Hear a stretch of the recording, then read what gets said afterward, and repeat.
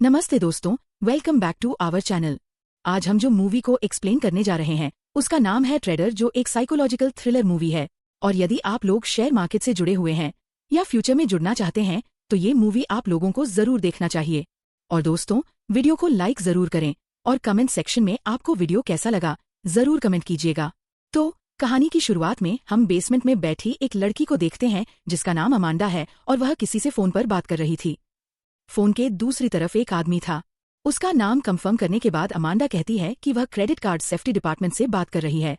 Amanda कहती है, आपके कार्ड से कुछ महंगे ट्रांजैक्शन हुए हैं, वह ट्रांजैक्शन आपने किया है?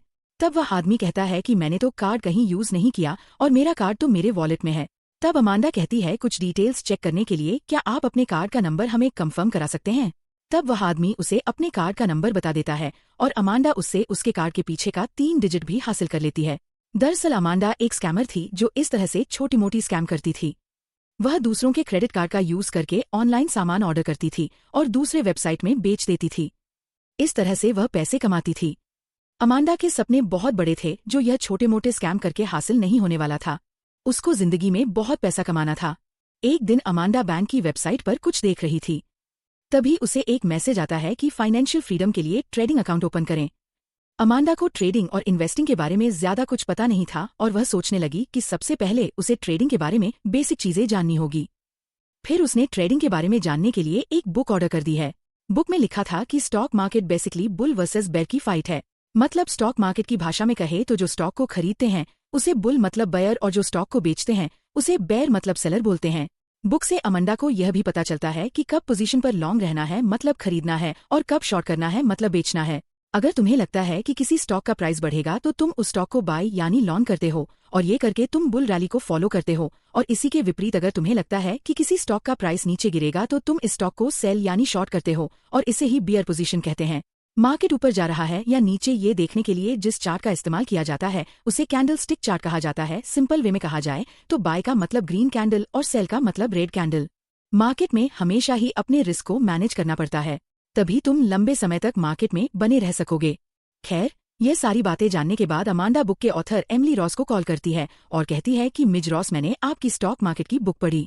आपने बुक में लॉन्ग टर्म इन्वेस्टमेंट के बारे में ज्यादा फोकस किया है, लेकिन शॉर्ट टर्म इन्वेस्टमेंट के बारे में बुक में फोकस क्यों नहीं किया?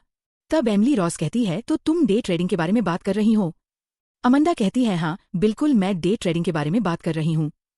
तब एमिली रॉस कहती है, डे ट्रेडिंग जल्दी अमीर बनने की स्कीम के जैसा है, या फिर यह कह सकते हैं डे ट्रेडिंग एक तरह से गैम्बलिंग ही है।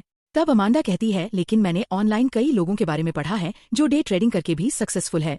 इस पर एमिली रॉस कहती है कि इंटरनेट में जितना झूठ बोला जाता है इतना मानव सभ्यता में इससे पहले कभी नहीं बोला गया। ट्रेडिंग का सच ये है कि 10 लाख लोग किसी लॉटरी को खरीदे और वह सभी यही सोचे कि उसे ही ये लॉटरी लगे। तो बताओ उस केस में कौन अमीर होने वाला है, लॉटरी बेचने वाला या लॉटरी खरीदने वाला? तब अमांडा कहती है, लॉटरी बेचने वाला। यही सच है ट्रेडिंग का कि इस खेल में हमेशा लॉटरी बेचने वाला यानी बिग इंस्टीट्यूट जो मार्केट को चलाते हैं वही पैसा कमाते हैं।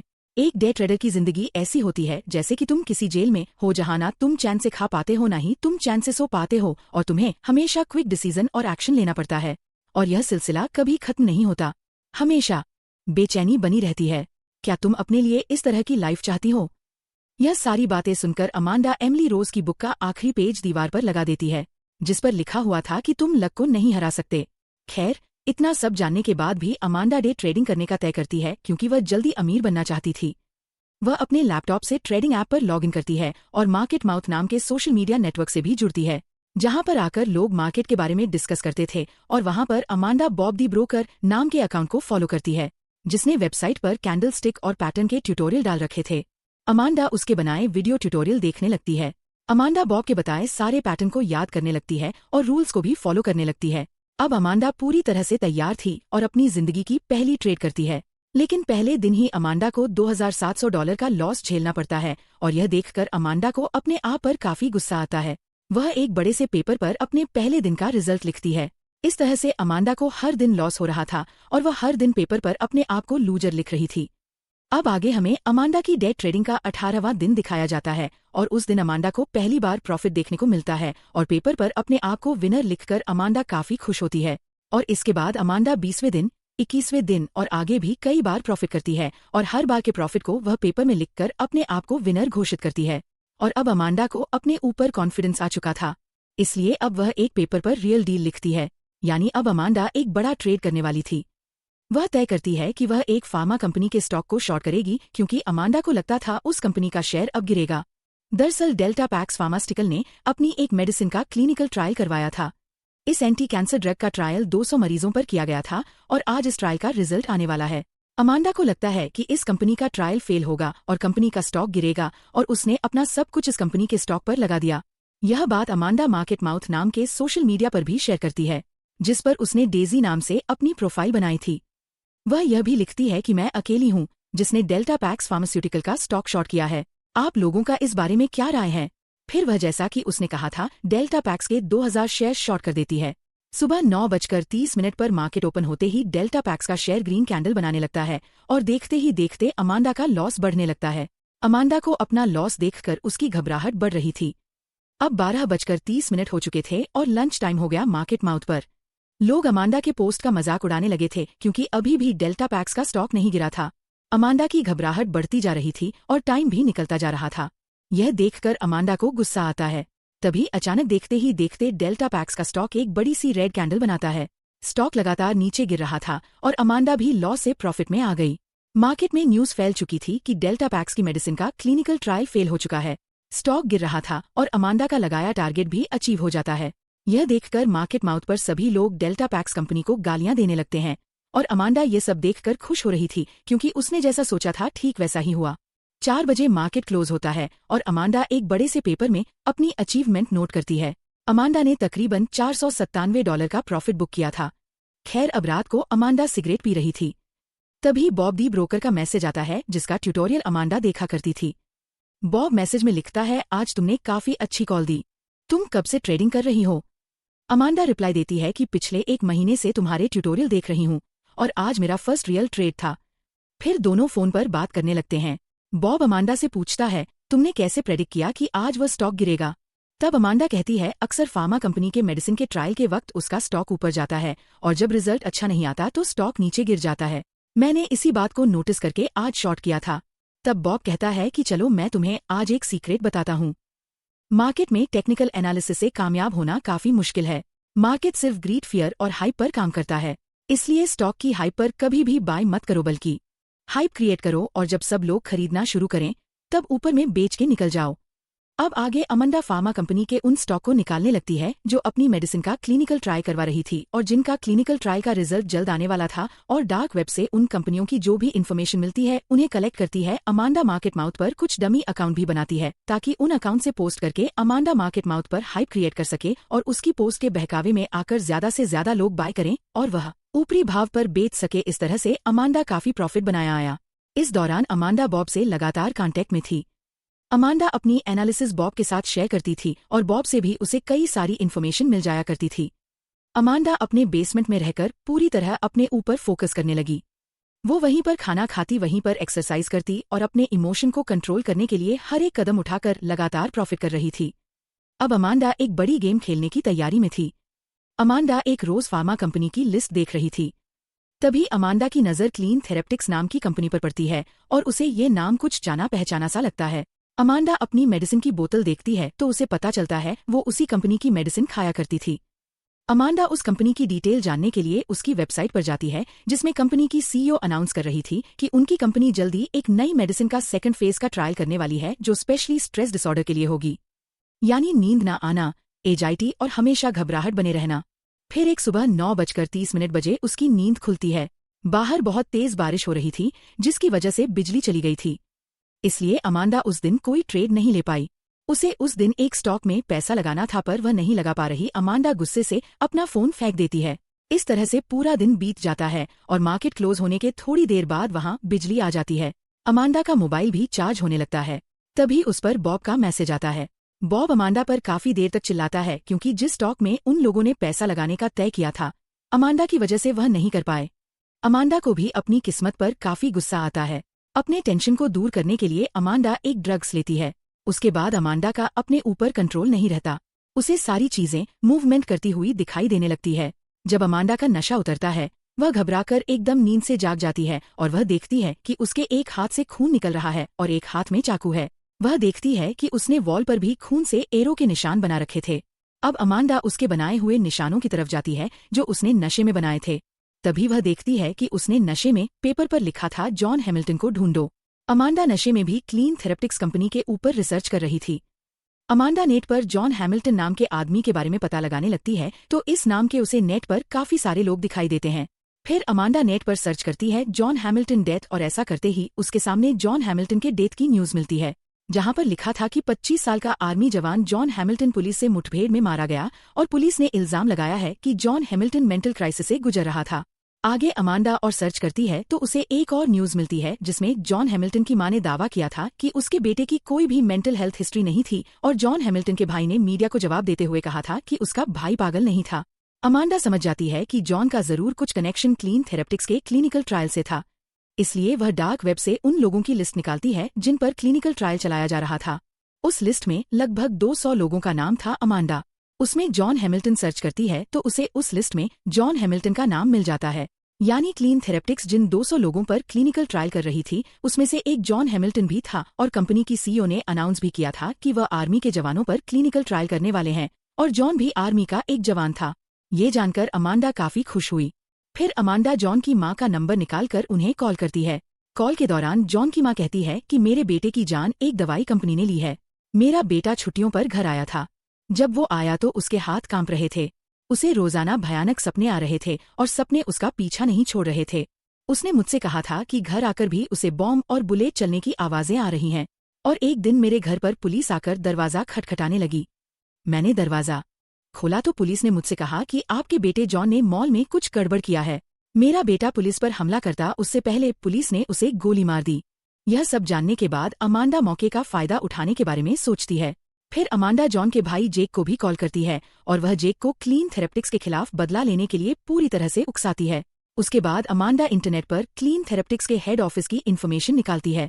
उसके ऑफिस, उसकी लॉबी, सबके बारे में पता कर लेती है। अमांडा रात के 3 बजे बॉब को कॉल करके कहती है कि क्लीन थेरेप्टिक्स के क्लिनिकल ट्रायल का रिजल्ट आने वाला है। तब बॉब पूछता है तो बताओ यह स्टॉक ऊपर जाएगा या नीचे।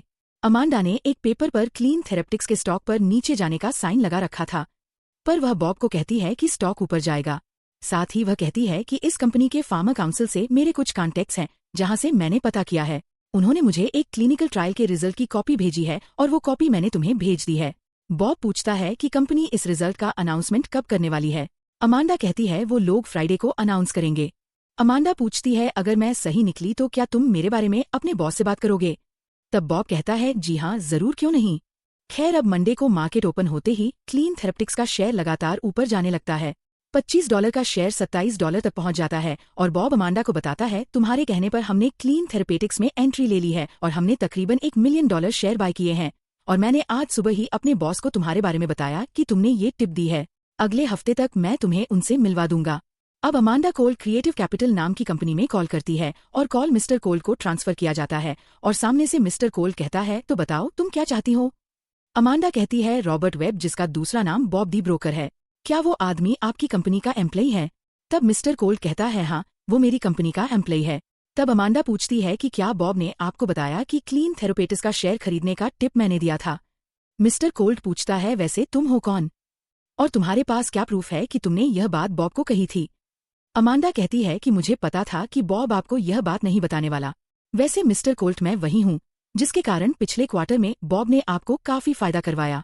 मिस्टर को कहता है वैसे तुमने अभी तक यह नहीं बताया तुम मुझसे चाहती क्या हो।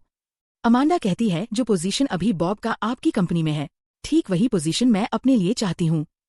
फिर अमांडा पूछती है क्या बॉब ने आपको क्लिनिकल ट्रायल का रिजल्ट बताया जो बॉब को मैंने सेंड किया था। कोल करता है हाँ, उसने मुझे रिजल्ट बताया था और उस रिजल्ट को देखकर मैं कॉन्फिडेंटली कह सकता हूँ कि क्लीन थेरेपेटिक्स के स्टॉक का प्राइस फ्राइडे तक $50 तक पहुंचेगा। तब अमांडा कहती है और अगर मैं कहूँ कि $50 को छूने के बाद स्टॉक प्राइस $3 तक पहुंच जाएगा तो आप क्या कहेंगे। कोल्ट कहता है $3 तक, यानी स्टॉक 90% तक गिर जाएगा। पर तुम ऐसा कैसे कह सकती हो। अमांडा कहती है क्योंकि मैं जानती हूँ। हालांकि मिस्टर कोल कहता है कि मैं अपनी फर्म और अपने लोगों पर पूरा भरोसा करता हूँ और इसलिए मैं क्लीन थेरेपेटिक्स की लॉन्ग पोजीशन पर बना रहूंगा। तब अमांडा कहती है ठीक है, अगर मेरी कही गई बात सही हुई तो आप फ्राइडे को 4 बजे मुझे कॉल करेंगे। ऐसा कहकर वह कॉल कट कर देती है। अब फ्राइडे की सुबह अमांडा रेडी होने लगती है और $29 के प्राइस पर क्लीन थेरेपैटिक कंपनी के शेयर्स को बेच देती है। 9:30 पर मार्केट ओपन होता है। अमांडा जॉन हैमिल्टन की मां को कॉल करके कहती है अब सही वक्त आ गया है। फिर जॉन की मां मीडिया में आकर अपना बयान देती है कि जॉन की डेथ की वजह क्लिनिकल ट्रायल था और यह क्लिनिकल ट्रायल जॉन पर क्लीन थेरेप्टिक्स कर रही थी। फिर मार्केट माउथ पर भी जॉन की मां का बयान चारों तरफ वायरल होने लगा था। जॉन की मां के बयान वायरल होते ही स्टॉक प्राइस नीचे गिरने लगता है। लोग अपनी क्वांटिटी बेच कर इस स्टॉक से बाहर निकल रहे थे। अब अमांडा जॉन के भाई जेक को कॉल करती है और अमांडा जेक को एक लोकेशन पर जाने को कहती है। जेक अमांडा के कहे अनुसार उस लोकेशन पर जाता है। तब अमांडा कहती है तुम्हें वहां पर एक पैकेज मिलेगा। जैक को पैकेट मिल जाता है। पैकेट ओपन करने पर उसे पैकेट में हथियार मिलता है। फिर अमांडा कहती है अब तुम्हें उस पैकेट को लेकर अपने टारगेट पर जाना होगा, मतलब क्लीन थेरेपेटिक्स कंपनी के हेड ऑफिस जहां पर कंपनी की सीईओ रिजल्ट अनाउंस करने वाली थी। 12:30 बजते ही कंपनी की सीईओ मीडिया में आकर कहती है कि जो भी आरोप हमारी कंपनी पर लगाया गया है वह सब झूठे हैं और बताते हैं कि उनके मेडिसिन के क्लिनिकल ट्रायल के दौरान जॉन नाम का कोई भी आदमी पेशेंट की लिस्ट में मौजूद नहीं था और जो भी उनके खिलाफ झूठे इल्जाम लगाएगा वो लोग उसके खिलाफ कोर्ट में जाएंगे। दूसरी तरफ जेक हेड ऑफिस पहुंच जाता है। अमांडा जेक को कहती है फायर एग्जिट के जरिए 7th फ्लोर पर पहुंचो। वहां कॉन्फ्रेंस रूम में सभी लालची लोग मौजूद हैं जो तुम्हारे भाई के मौत के जिम्मेदार हैं और तुम जानते हो तुम्हें उनके साथ क्या करना है। ये कहकर वह फोन काट देती है। अमांडा कंपनी के सीईओ का अनाउंसमेंट सुन रही थी। तभी अचानक वहां पर गोलियां चलने की आवाज आती है। जैक कॉन्फ्रेंस रूम में घुस गया था और वह सभी पर गोलियां चला रहा था और कॉन्फ्रेंस रूम में कंपनी के सभी बोर्ड मेंबरों को मार देता है। मार्केट माउथ पर भी गोलियां चलने के बारे में लोग डिस्कस करने लगते हैं और ये न्यूज़ फैलने लगी और कंपनी का स्टॉक प्राइस लगातार नीचे आ रहा था क्योंकि सभी लोग अपनी क्वांटिटी बेचकर इस स्टॉक से बाहर निकल रहे थे। यह सब देखकर बॉब अमांडा को कॉल करता है। तब अमांडा कहती है याद है एक बार तुमने मुझसे कहा था कि खुद ही आग लगाओ ताकि तुम जलने से बच सको। अभी स्टॉक बेचने का टाइम है और तुम खरीद कर बैठे हो। तब बॉब कहता है तो यह सब तुम्हारी वजह से हुआ है। अमांडा कहती है गुड बाय बॉब और वह कॉल कट कर देती है। देखते ही देखते वो स्टॉक $3 तक पहुंच जाता है। अब 4 बजता है और अमांडा अपना प्रॉफिट देखकर उसके आंखों से आंसू आने लगते हैं और अमांडा हंसने लगती है। यह उसके खुशी के आंसू थे। आज अमांडा अपनी विनिंग को पेपर पर लिखने लगती है। तभी उसे मिस्टर कोल का कॉल आता है और वह अमांडा को कहता है मैं तुम्हें मान गया, तुमने एक्स्ट्रा ऑर्डिनरी काम किया है। तुम्हारी वजह से मुझे तकरीबन $5 मिलियन का नुकसान उठाना पड़ा। तब अमांडा कहती है और क्या हो अगर मैं आपको सारा नुकसान अगले फ्राइडे तक वापस दिलवा दूं?